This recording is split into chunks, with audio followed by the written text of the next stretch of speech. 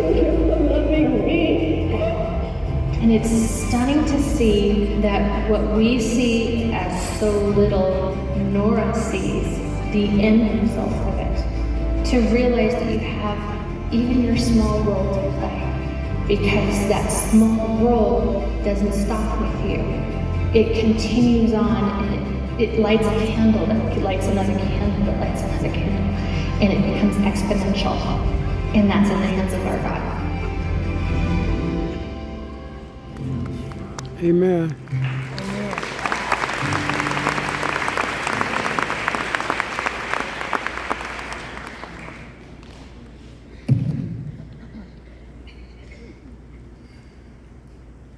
We got to shift the mindset and go from awareness to action.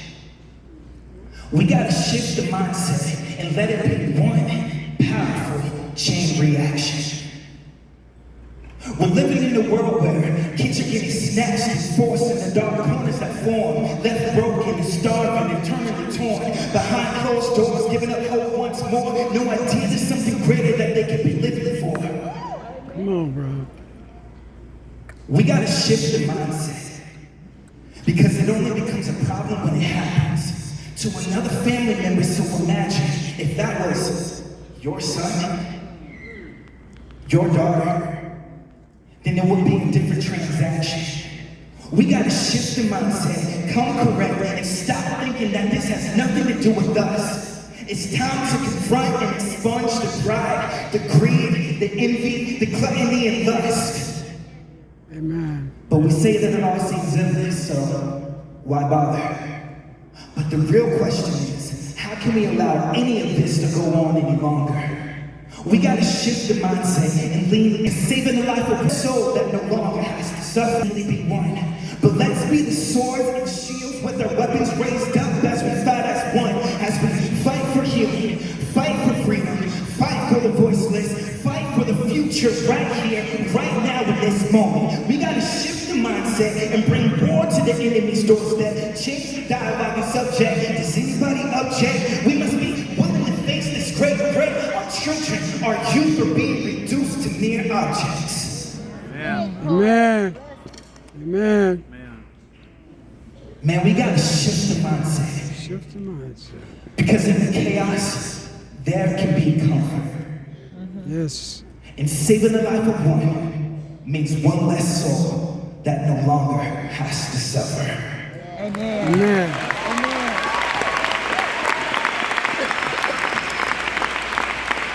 Hickson, how y'all doing? Whoa! That felt a little weak. Can we get that one more time? Hickson, how y'all doing?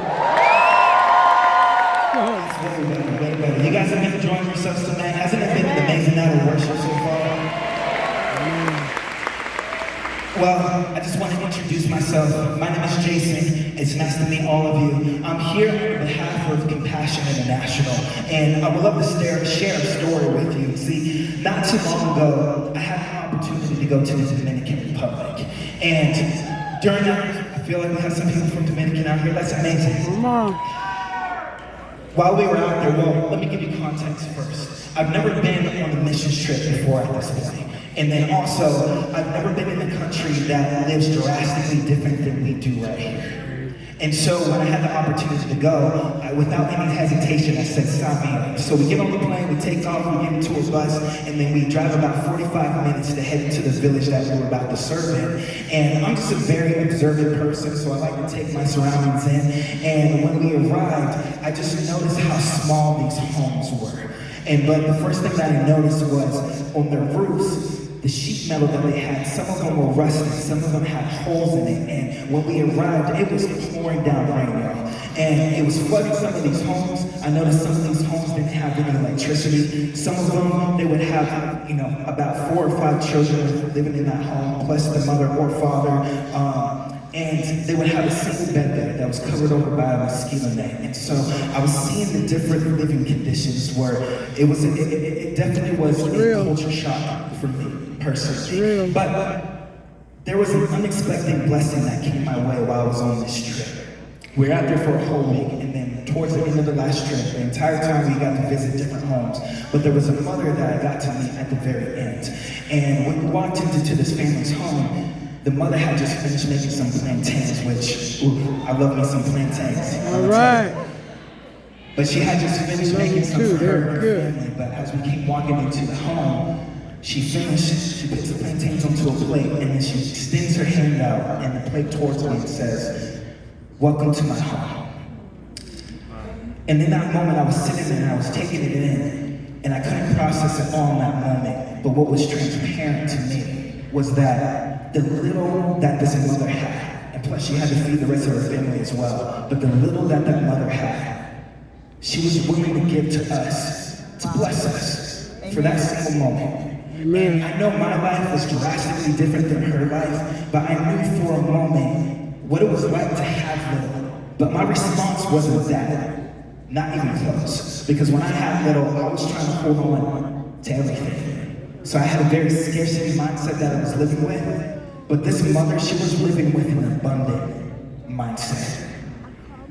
And her response, the love, the grace, the humility that she had, that she showed for us, you can only respond that way. You can only receive that because of an experience that you've had with Jesus. Amen. And the way that she responded, I can tell that was just absolutely transparent. And you heard Cece just here a minute ago when it came to talking about blessing people. There's something powerful about that because there's a shift in the mindset that happens when you take the focus off of yourself and you extend it out to someone else. It's a game changer. And that was the moment that my mindset shifted completely after meeting this mother here in the Dominican Republic. And so tonight, with what Cece said about blessing somebody, tonight, we're gonna ask you if you could join us tonight in being a blessing for someone, being a blessing for a child through Compassion International. Because that response that that mother had is exactly the heart and the posture of Compassion International. Our whole mission is to break the cycle of poverty and change the narrative in the child's life. And since we started back in 1952, we've seen over 2 million kids' lives impacted in such a phenomenal way. Amen. Yeah, you can give it up for that. Amen. We've seen the narrative change in so many kids' lives. And so tonight we're going to ask you if you can join us and how this looks in terms of how our sponsorship looks. We provide food, education, healthcare, all that to a child. But on top of that, we also care about the physical. But also in our world right now, I know it can seem extremely overwhelming to think about all the issues that are taking place in our world. We got wars going on. We got human trafficking taking place. We have poverty. We have social injustice, diseases. The list goes going. And it's hard to figure out, oh my gosh, like, where do we even start with all of this? And I'm going to challenge you right now to start right here, because Compassion cares about all of that. We protect these children from things that are going on around the world. We protect them from exploitation and all of that, just so we can see them step into the passions and the dreams that God has placed within their heart. And so, how this looks tonight, Cece believes so deeply in the work of compassion, as you heard her speak about it earlier, that she wants to give you a gift. First, she wants to give you a $5 coupon to her merch booth that's right out there in the main lobby that you saw when you walked in. She would like to give you $5 off. And then on top of that, she wants to give you not one, not two, but 5 brand new songs off of her new album coming out in April. She cares about it so much that she would love to bless you with these gifts. And so, if you feel led to sponsor a child tonight, if you would like to join us, I'm going to ask you right now just to raise your hand extremely high up in the air, keep it up for us, and my Compassion volunteers are going to start moving down the aisle right now with a child packet like the one in my hand. And what you're going to do is, once you receive a packet, you're going to open the packet, take the form, fill out the front and the back side with the basic information and all the payment that they need there as well. And then you're going to tear that off, hand it directly back to one of the Compassion volunteers or at the booth in the lobby. And then we'll be happy to hand you that free gift. And then, if you you want to do the digital route, since everyone here, I know we like to use the QR code now, you can scan that QR code and then follow all the promptings right there on your phone that pop up. And once you complete that, show that to one of the Compassion volunteers, and then they'll be able to give you that free gift. And the other option is if you want to text goodness to 83393. Follow that link, same thing, fill out all the promptings, show the Compassion volunteer, and we'll be happy to give you that free gift. So keep your hands up as our Compassion volunteers move around. There's way more of you than there are of us. But one thing I would like to leave you with, again, as I said, man, the world is extremely overwhelming.